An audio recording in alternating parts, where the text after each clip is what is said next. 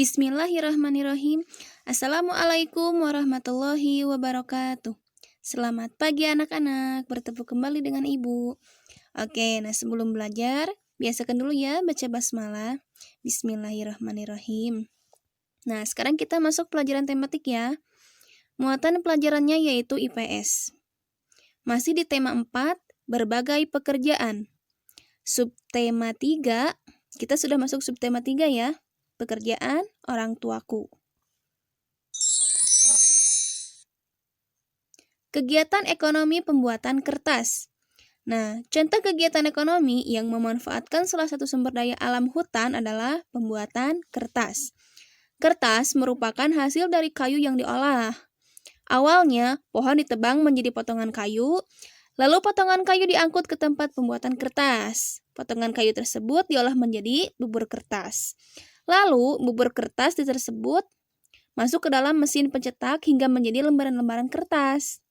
Pengolahan kayu menjadi kertas membutuhkan berbagai profesi pekerjaan seperti penebang kayu, sopir, dan buruh pabrik. Perhatikan skema proses pembuatan kertas berikut. Bisa dilihat ya, ini ada sebuah pohon. Pohon ini ditebang, ya, kemudian dipotong-potong. Nah, setelah itu dimasukkan ke pabrik ya, untuk diolah menjadi butiran-butiran kertas. Nah, kemudian diolah, jadi deh buku seperti ini. Nah, setelah itu baru deh dimasukkan ke sekolah-sekolah untuk bisa digunakan atau dibaca oleh siswa ataupun anak-anak di sekolah. Nah, untuk lebih jelasnya kita lihat ya gambar yang kedua. Nah, bisa dilihat ya kalian buka halaman 49. Nah, di situ sudah jelas ya. Nah, dari pertama ya, kayu itu dikupas kulitnya dan dipotong hingga ukurannya sangat kecil. Nah, yang nomor 2, potongan kayu dicampur dengan bahan kimia ya, hingga menjadi bubur atau pulp. Nah, pulp ini diberikan bahan pemutih untuk menghasilkan kertas berwarna putih, ya. Nah, pulp masuk ke dalam mesin pembuat kertas. Nah, ya, nomor kelima, kandungan air dalam pulp tersebut dihilangkan dengan mesin press.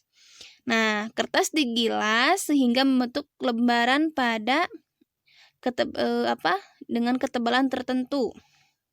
Kemudian kertas yang sudah jadi digulung menjadi gulungan besar dan siap digunakan sebagai bahan baku pembuatan buku. Nah, ini ya adalah proses pembuatan skema kertas ya. Oke, bisa dilihat ya di halaman 49. Oke. Nah, sekarang kegiatan ekonomi dalam proses menghasilkan beras. Selain dalam proses pembuatan kertas, kegiatan ekonomi juga terdapat pada proses pembuatan makanan yang setiap hari kita konsumsi, yaitu beras. Perhatikan skema kegiatan ekonomi pengolahan padi menjadi beras, ya. Dilihat.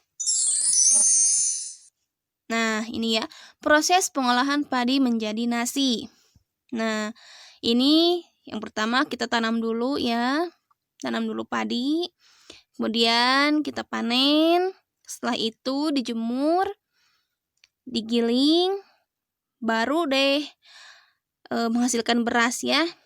Nah, setelah itu dikirim oleh petani ke pasar untuk dijual. Nah, setelah itu kita baru deh bisa beli dan untuk mengkonsumsi beras itu sendiri menjadi nasi. Nah, untuk lebih jelasnya bisa dilihat ya. Nah, ini ya. Ini adalah proses pengolahan padi menjadi nasi. Nah, yang pertama itu kita harus membajak dulu sawah ya. Nah, kalian bisa lihat di halaman 62. Ya, sawah itu dibajak menggunakan traktor atau pembajak sawah. Atau juga bisa menggunakan hewan ya, ini seperti kerbau. Bisa menggunakan kerbau. Kemudian sawah itu ditanami tanaman padi, ya. Nah, setelah itu di hari ke-100, nah nih, padi itu mulai berbiji, ya, berbuah. Nah, di hari ke-120, padi siap dipanen. Ya, di hari 122 baru deh para petani ini mengambil padi ini dari sawah, ya. Nah, setelah itu di hari ke-130 padi siap dijemur dan digiling menjadi beras ya tentunya. Nah, kemudian biji padi siap menjadi beras di hari ke-132. Nah, setelah itu beras ini dikirim ke pedagang ya, ke berbagai wilayah lalu menjualnya di pasar. Nah, setelah itu nasi siap dikonsumsi oleh konsumen. Ya, nasi siap dimakan. Sebelum kita makan pasti kita harus beli dulu ya ke pasar ya atau ke warung-warung gitu. Ya, nah ini adalah proses ekonomi atau kegiatan ekonomi pengolahan padi menjadi beras.